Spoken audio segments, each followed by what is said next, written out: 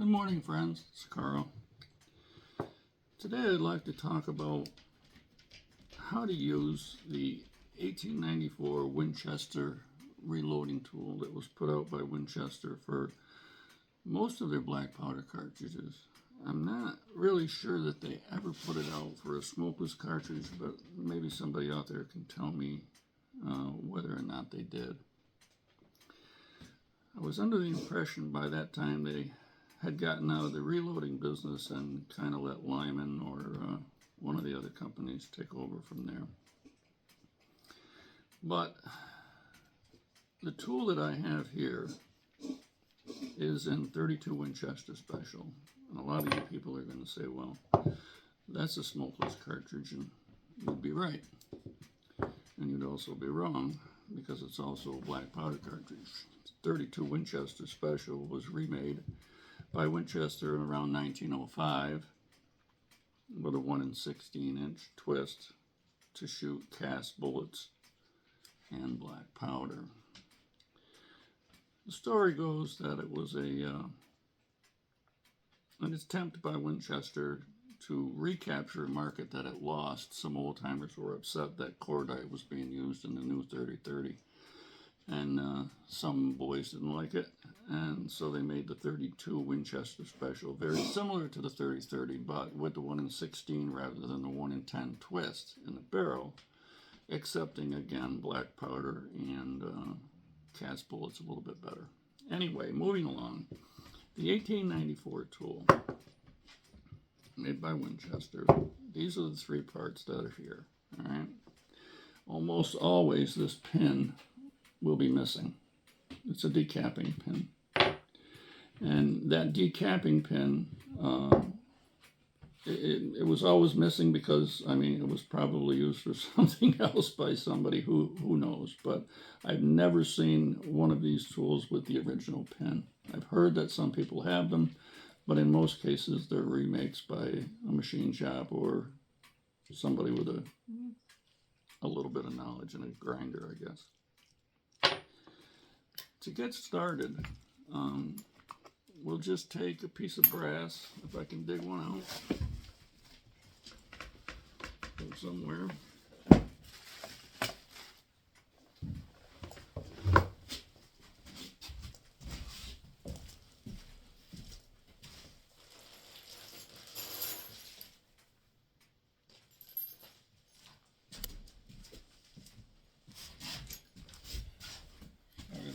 Misadventure.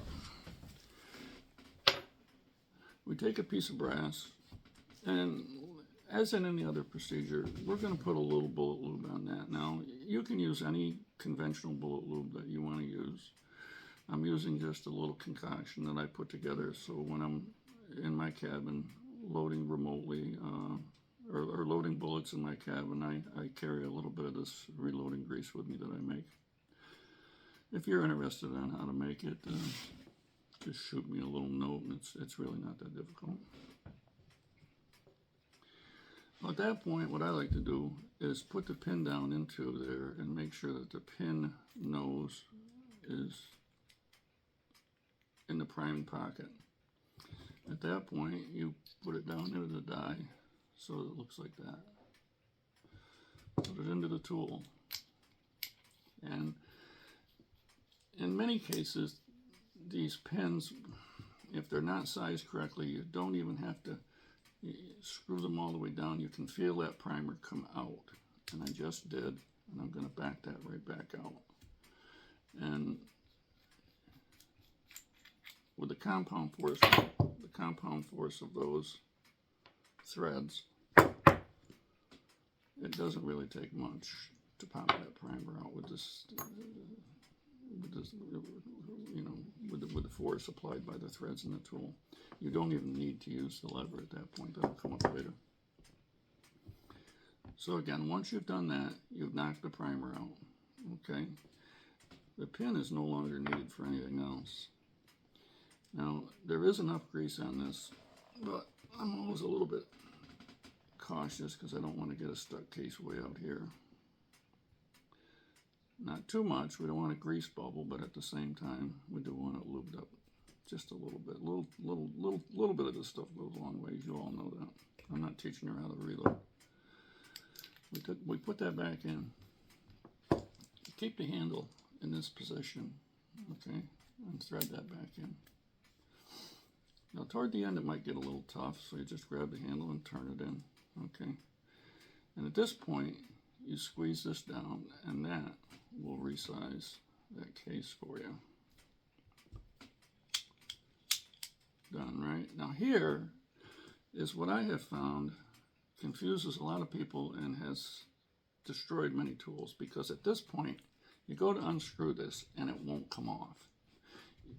And many times you'll find plier marks that maybe somebody had put this old tool in a vise to get this out. You don't need to do that, and please don't do that. If this is too hard to thread back out, just take the handle and lift it up. And when you do that, push it back down and give another few turns, and then lift it up, and then another few turns. And magically, you don't have to put it in a vise or use vice grips, pliers, or anything like that and destroy the tool. And you just take it out, and there it goes. The other part of this tool, I keep putting it back together. It's not necessary. The other part of this tool that people miss and don't is this little knob on the end with a hole in it. Now the reason they have a hole in it is so you can store the pin inside, but it's not necessary. So that opens up and bells the mount of your case almost exactly, and we'll see later. Just push that over there like that. That opens it right up. Just pop it off. And now you've got a belled case. Okay? Very easy. Priming on this, you take a primer, put it in the case. Well, then get it in right side up. Always happens on camera, doesn't it, folks?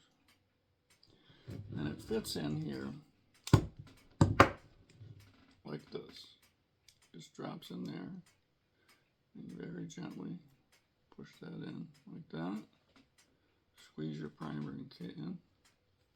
And folks, I don't care if you're reloading with a 100-year-old tool or a brand new Dillon press. Put glasses on. These primers have been known to go off, okay? Let's not sacrifice our eyes. So there you go. That primer is perfectly seated just below as it should be. Bell mouth. And what I'm going to do is add powder, but I'm going to do it off camera because I'm not going to be responsible for you putting a mischarge in whatever you use. So I know what my powder charge is, and in this case I'm going to use a dipper. I know what it is. I'm going to put it in,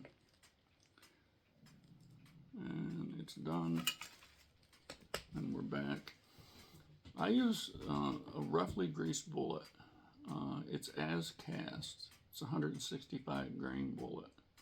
A flat nose, obviously, because it would probably have been used in the Winchester Model 94. So it may not have been, but it probably would have been. You put that in there and just start it. Take your tool apart. Face that down like that. Screw that back in. And again, sometimes it might get a little bit hard to thread in, but it's not terribly difficult at all. Now, you seat that down in there, again squeezing the handle, seat your bullet. Same deal. If it gets caught right here, lift the handle, put it back down, and then thread out a couple more, lift the handle, put it back down, thread a few more until it becomes easy to pull that out. Very big problem for a lot of these tools. I've seen so many damaged at different shows and events when I was looking to purchase them. And there we are, folks. A 32 Winchester special cartridge loaded in a 100-year-old tool, more than a 100-year-old tool, to be shot out of my more than 100-year-old rifle. Until next time, folks, this has been Carl. I hope to see you again at the cabin. And until then, God bless you.